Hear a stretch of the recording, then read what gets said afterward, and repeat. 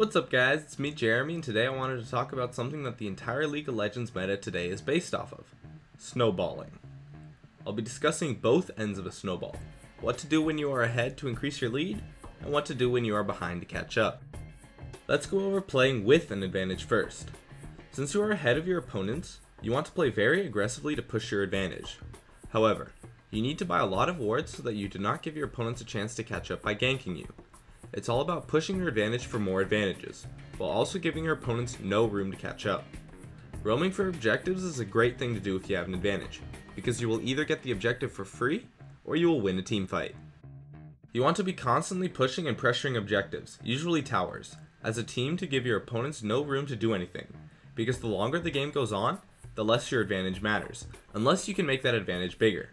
Aggression as a team is a huge factor in pushing your advantage, so you will likely have to be the one to step up and make calls, and if you are doing well, your team will almost certainly listen.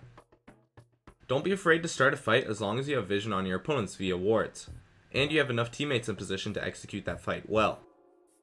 One thing to note is that if you are pressuring for Dragon or Baron, it is almost always much better to simply just bait a fight by clearing wards and standing near the objective, while having all possible entry points warded.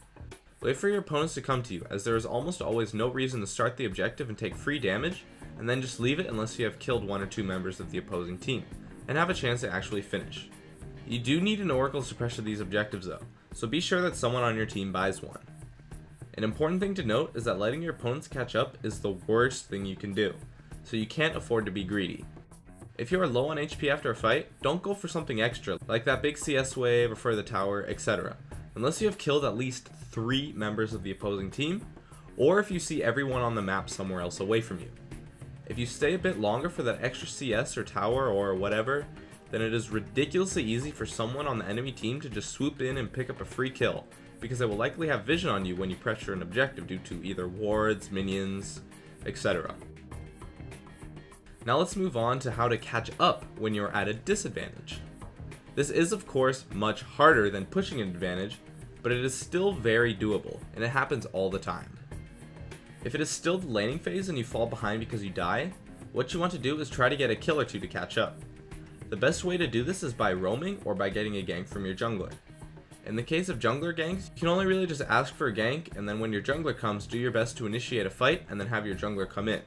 But in the case of roaming, most players don't expect ganks from other lanes, and it's a great way to catch up, because roaming ganks from a laner are hard to avoid by warding, because you just run in, as opposed to a jungler who will often sit in a bush for up to 30 seconds to get a good gank off.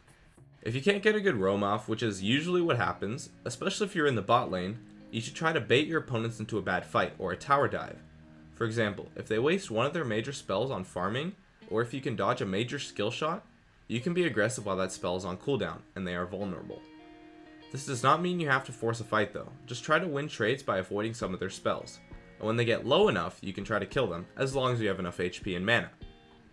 Many players will start to play too aggressive even after getting just one kill, so you want to turn that aggression around on them by finding a way to avoid some of their skills, and then hitting all of yours. However, you can't play too aggressive because your opponents are stronger than you, so if you try to force something too hard, they will just turn it around on you and kill you. If you play too aggressive at this stage, you will just die more and create a huge snowball for your opponents. Dying once in lane is okay, but dying 5 times can easily cost you the game. Now usually you won't be able to get any kills at all, and this is when it starts to be pretty hard for you.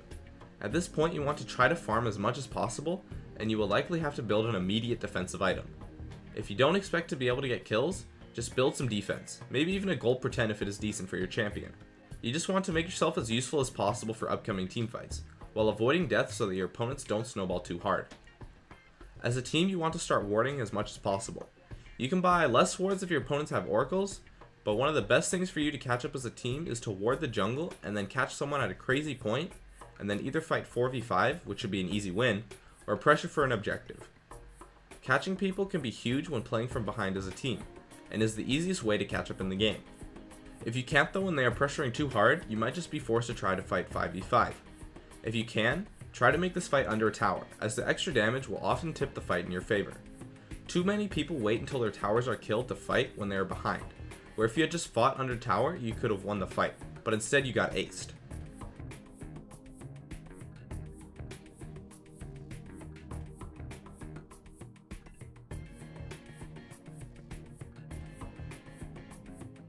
So, that's it for my analysis on snowballing.